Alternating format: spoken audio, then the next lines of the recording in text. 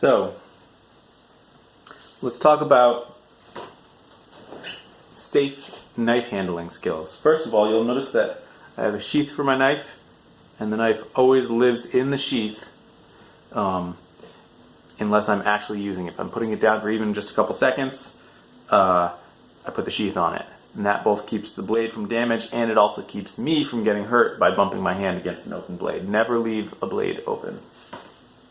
Now, when I'm carving a spoon, and we'll get into axe work in a different video that I can't do today, but I will do later on this week. When I'm carving a spoon, one of the main cuts is I call it a hand squeeze. And basically what it is using this hand to pull the spoon back like that. And then this thumb is not so much extending, but simply transferring that, pulling the hand back into the blade. It's steadying the blade so that I can place the blade against the spoon and then pull the spoon back, and that's what makes that cut. It has tremendous power, and it's also safe because I'm not pushing with my arm. If you push with your arm and the blade pops out, even if you're pushing away from yourself, you could be pushing down towards your leg, boom, you hit your leg, right? By doing the hand squeeze, it's both, you both achieve more control and more power, and it's safer. Now you'll notice here the blade is leaving my thumb, and that's basically because I'm squeezing and letting it pop, but it's a short pop and there's no power coming from this hand at all. This hand is just steering where the edge of the blade is. Okay, so you'll see that in a lot of instances I use this hand squeeze method. And also notice my two thumbs are next to each other, or sometimes they're further apart, but I'm never pushing right behind where this thumb is. That you're not going to get a lot of power. Your thumb always has to be offset, and your blade always needs to be engaged between your thumb and your forefinger on this hand. So the closer I want to be working the tip, the more I'll pull this over this way, and I can use just the tip to do little twisty cuts like this. I use the tip of my blade quite a lot. So what you'll find is that you can see I'm using this as a pivot point, and it's sort of a combination pivot point and pull point for this hand. So some cuts are combinations of pivots and pulls like this. And then what all this hand is doing is the twisting part, the steering part. So that's one major cut, and it's the way to do it safely.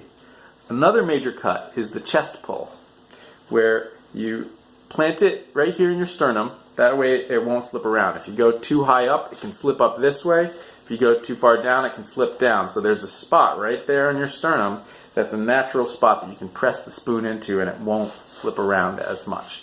Obviously it can slip from side to side a bit, but as long as you're pressing straight in, you're good to go. You know, press in with just your fingers here. You never want to be holding here and pulling and cutting towards your hand. You always want the knife to be moving away from your other hand.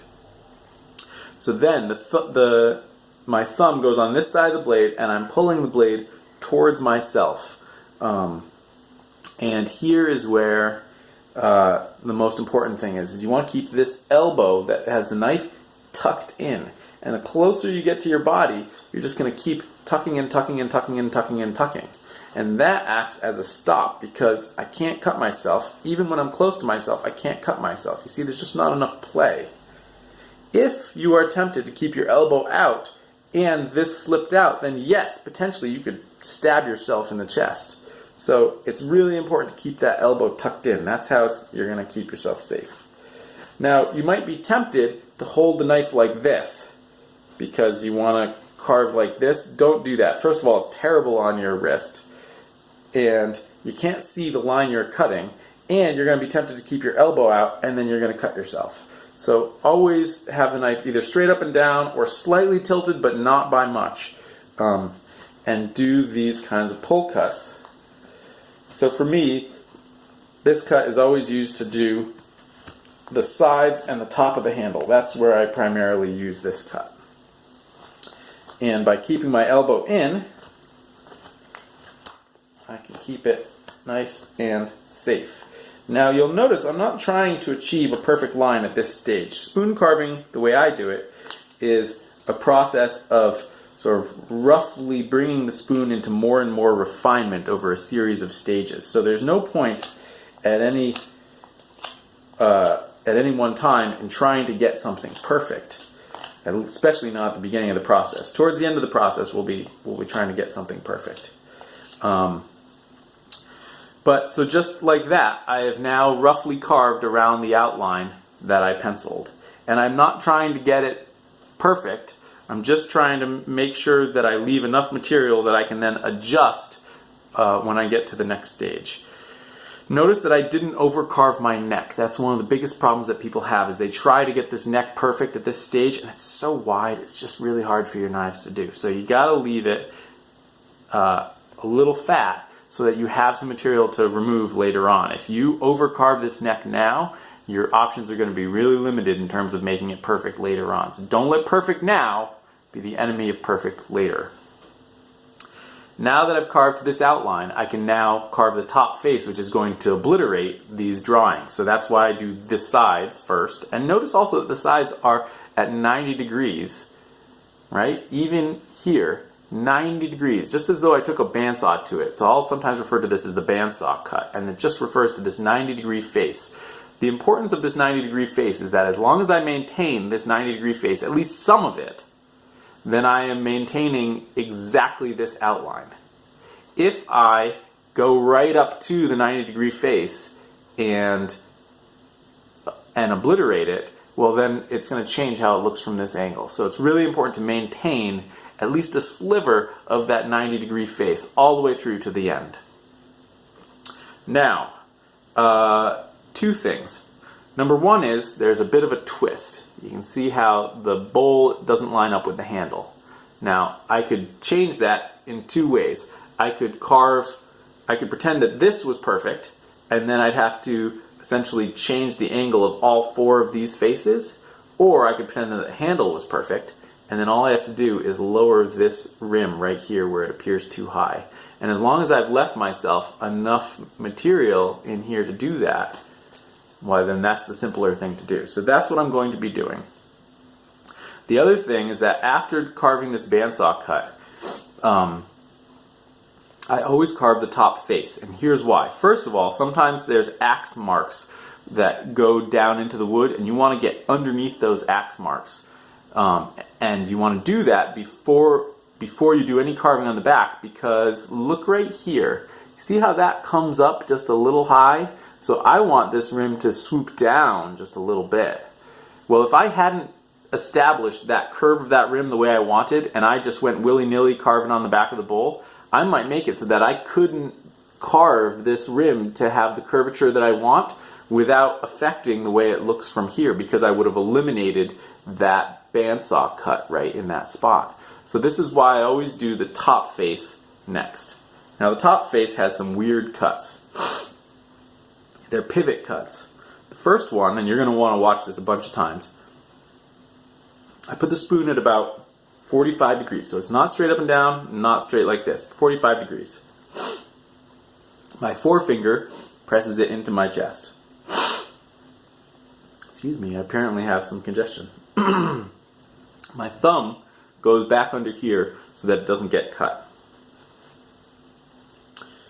This hand presses into these fingers, just like that. And my middle finger kind of helps hold this in place. And what I'm doing is I'm pivoting. So you can see that knife. What's happening is I'm lifting my elbow here, just like that. And by lifting my elbow and pressing these fingers into these knuckles into these fingers, I am able to cut in a very controlled fashion around this rim here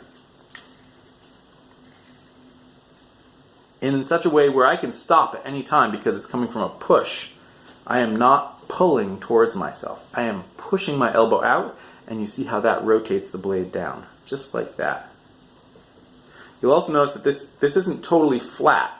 It's canted up just slightly. So So what I'm doing essentially is cutting a very shallow angle to the rim, and you can see how that leaves all that stuff in the middle, but that doesn't really matter because all that matters is that we get the line we want on the rim, this line right here.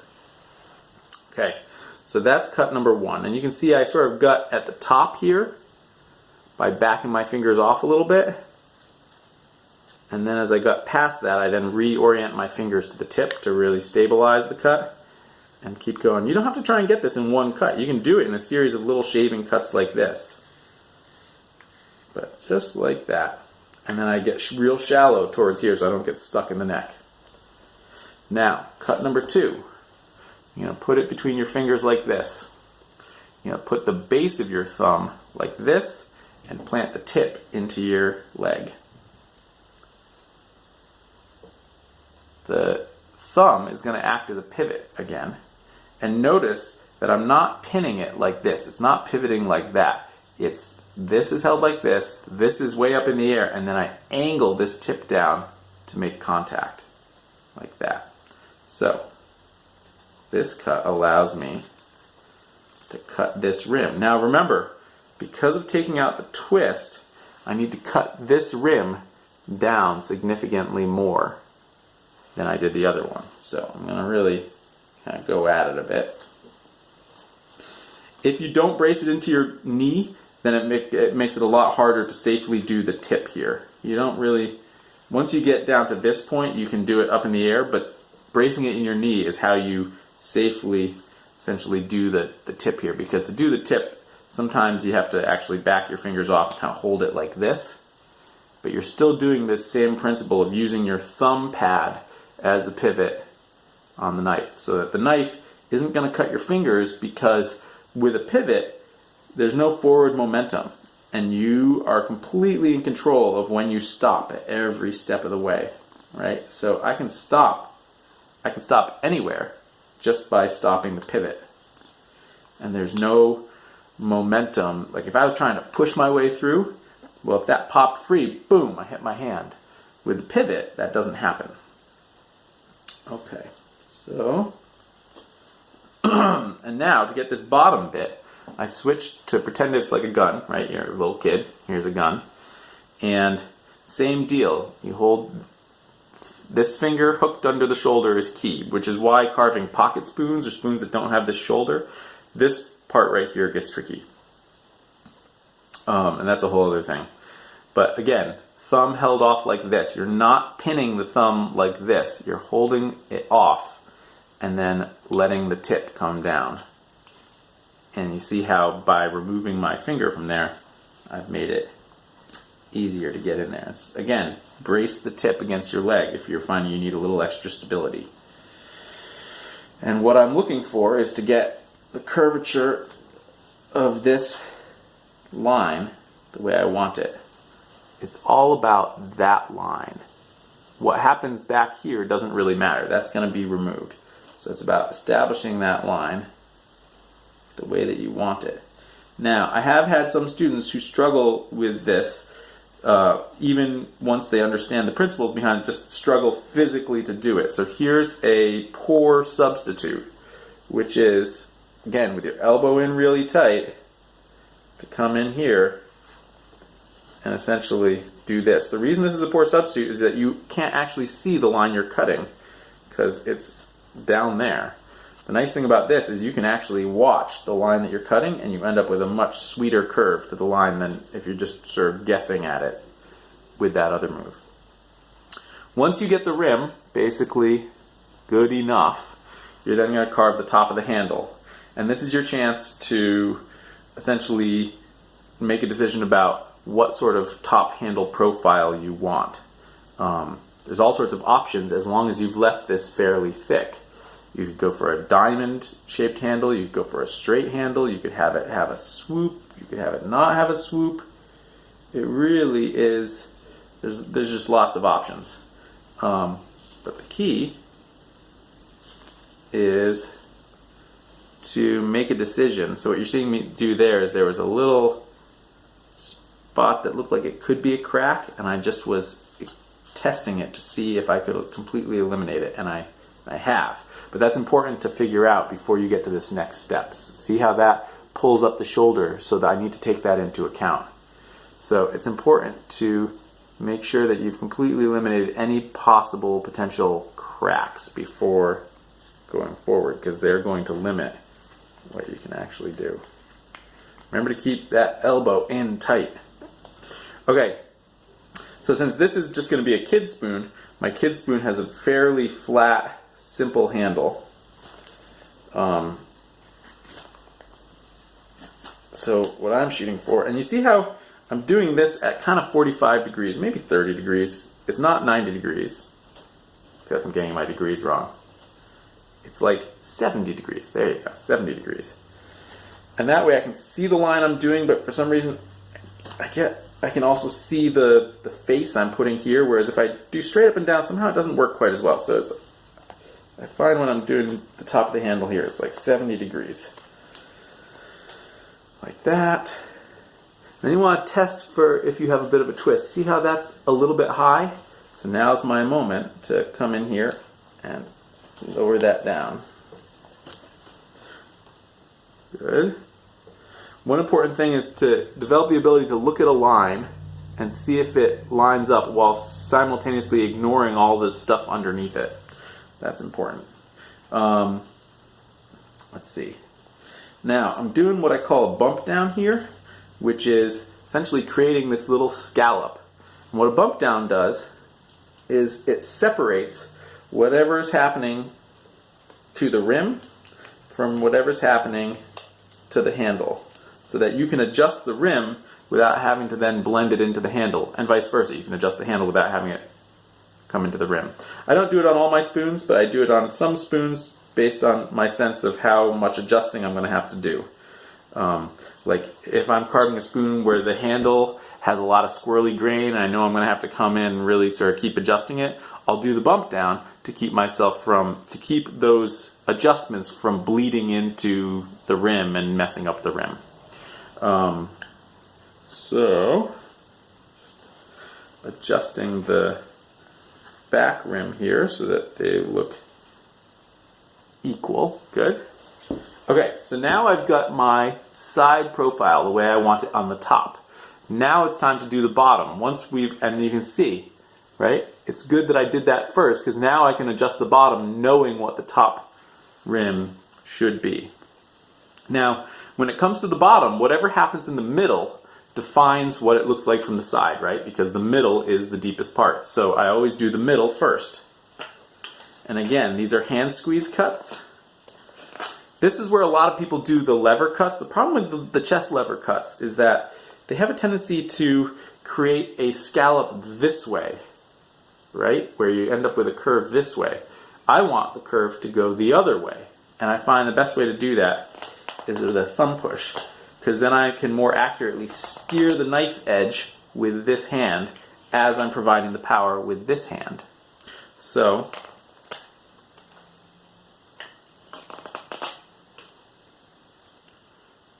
alright, kind of like the curve there, right? You want your deepest part to end up right here on almost every spoon. Right there. Alright, and now that I've got the middle part, now what I'm going to do is I'm going to do just the rim here. And by doing the rim first, I get the rim the thickness that I want without having to nail it as I'm blending. I get the rim done first, and then I blend. So my general rule of thumb is that each stage I want to sort of have the width of the rim. As long as I've gotten the top rim the way I want it, then I can reduce the rim from the bottom to about half of what it was before. I don't want to completely get it down to finished height, because there's still more adjustments to happen. If I pull that rim too tight too soon, then I lose the ability to adjust. So you can see I'm not getting it super regular, but it's much thinner than it was, about half of what it was. And now I blend these facets on the bowl.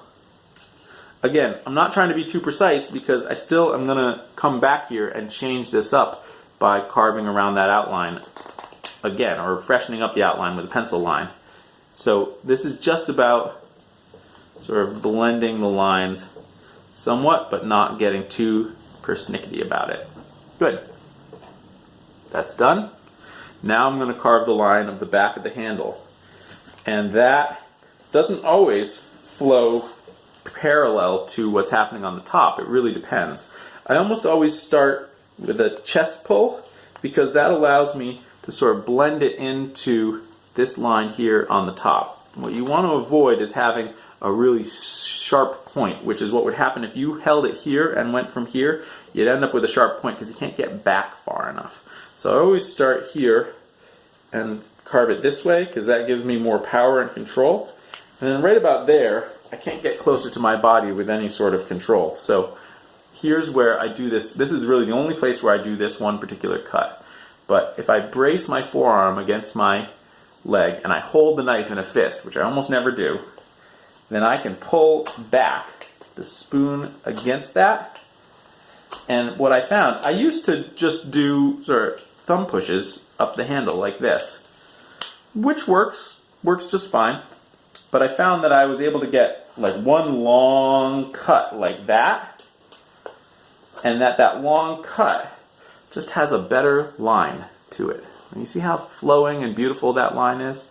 And that's something I can't achieve with a thumb push because it doesn't happen in one cut.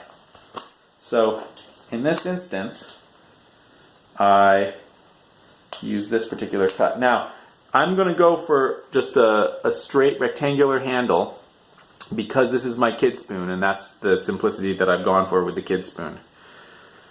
But depending on what you want your handle to be, you want to make sure you leave enough thickness so that you can imagine the shape within that thickness. If you can't imagine the shape within that thickness, well then you've gone thin enough that your only option at that point is to do a rectangle, like what I'm doing. Nothing wrong with a rectangle, but if you want to explore more oval handle shapes or diamond handle shapes or just faceted handle shapes, you want to keep that in mind so that you don't overcut it.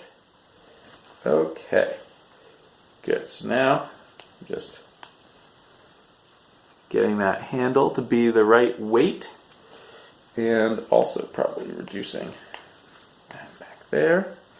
One thing I've found is that while you don't want to overdo it early on, that it is possible to reduce the keel on spoons considerably, and that can be very helpful at times.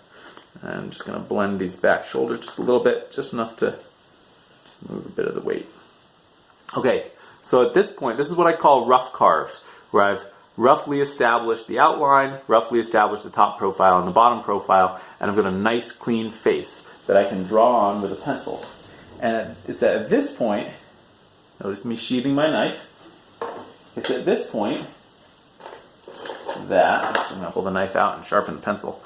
It's at this point that I redraw the shape with a pencil and regain the symmetry.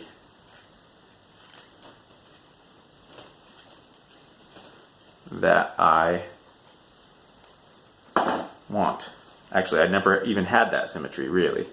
So when I redraw my shape, I always start by penciling in the neck and how thick I want the neck to be. And by penciling in the neck, I'm able to look at, okay, there's the neck.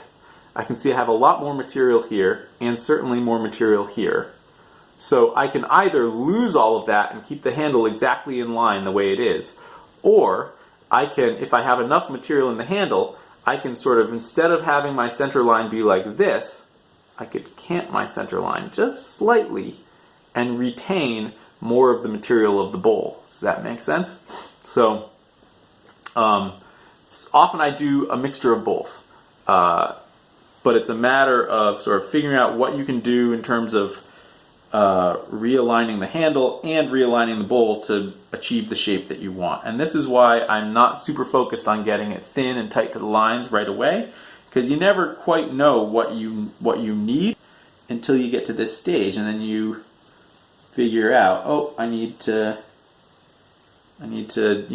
reduce the handle thickness over here, but if I already carved the handle too thin, it reduces my options, see? So it's worth keeping the handle on the thicker side so that I can realign the center line of the handle to recapture some of the weight of the bowl, if that makes sense.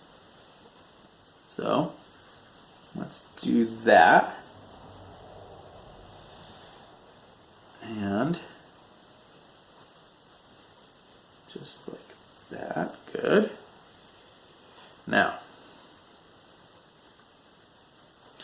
can you see how doing that now realigns the handle and allows me to capture more of this material up here in the finished bowl? So, my general rule of thumb when I'm drawing the new symmetrical shape on the bowl is whichever side has less material, I'm going to draw that side first, because whatever you can draw on the side with less material, by definition, will fit on the side with more material. So, in this case, it's this side all the way has less material. So I'm going to draw my shape here. And notice I'm drawing it in a kind of a sketchy way. I'm not trying to draw I'm not trying to draw one smooth, perfect line, right? I'm sketching. And I find that by sketching, I end up with a nicer form than if I try and draw that smooth line right off the bat. Okay, so that's side one. Now the trick is to be able to see that and draw that inside number two. So,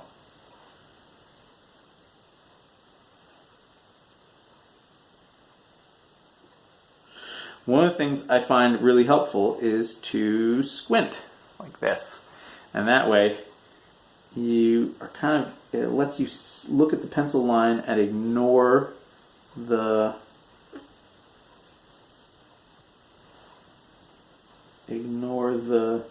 material outside the pencil line a little bit better.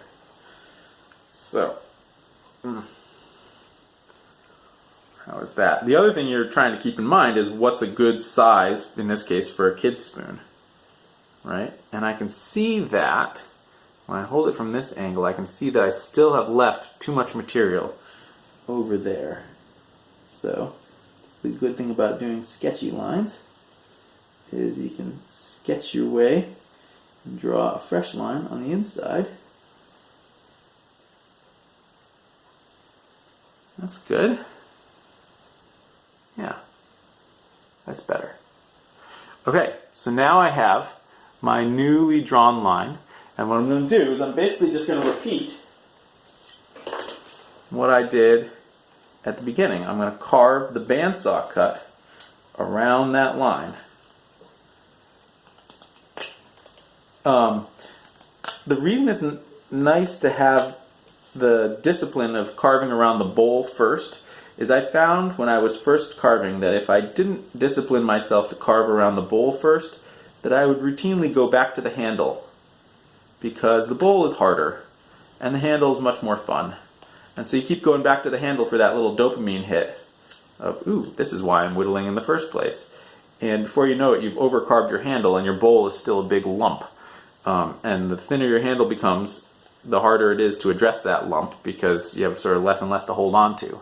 So I started forcing myself to do the handle first, and that was a real help. Now, before I do these back shoulders, I'm going to pull the fresh lines down the sides, because what's going to happen is the knife edge is probably going to hit these shoulders, and if I've taken the time to carve a nice fresh line, well then that knife edge is now digging into the wood that I want to keep. Whereas if I do it now, the knife edge will be digging into the wood that I'm going to remove anyways, and so it won't matter. So that's the correct order to do these things in, is to do this redrawing of the handle, recarving of the handle now. And you see how I leave that attached, because that tells me exactly how far to get underneath it when I'm coming around the other side. So now I can come around this shoulder here. Sometimes I do both sides of the handle first. Sometimes I do the handle first before I do even the tip of the spoon. It doesn't really matter. The only order of operations that matters is doing the handle before you do these back shoulders, for the reason I just mentioned. And then you see how I'm twisting and using just the tip of the knife. If you try to do this with the back of the knife, it won't work because the back edge catches and shatters. You need to do it with just the tip, and your knife needs to be very sharp in order to get a nice clean surface like that, and your wood needs to be the right moisture level, and even then sometimes it doesn't quite work out. So a couple things you need to work on. First of all, if your knife can't do this, that for me is the sign that you need to stop and sharpen your knife. Second of all, you also need to be prepared to just walk away sometimes, because sometimes the wood just won't cooperate. And third of all, this is partly why it's important to line up your handle with the grain as much as possible, because if you line it up with the grain as much as possible, it makes this neck connection easier to get smooth. So now I'm going to do the other side. Now notice the drawing's on this side. I can't see it when I go this side. So what I do is I put the knife where I think it's going to be. I make sure that the grain is flowing the way I need it to be. And then I just do it by guess.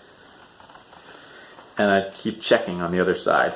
I know some carvers do it this way. I feel like you don't have nearly as much power. And for me, power means a longer, more confident cut, which lends itself to a better line. And you will learn over time how far to take it. Alright, so now again, I've left that intact. Isn't that beautiful? I love this. Is perhaps my favorite stage right here because of these curls. And now I'm going to come around this shoulder right here. Again, notice that I'm doing a hand squeeze here. So all the power is coming from this hand doing that, right?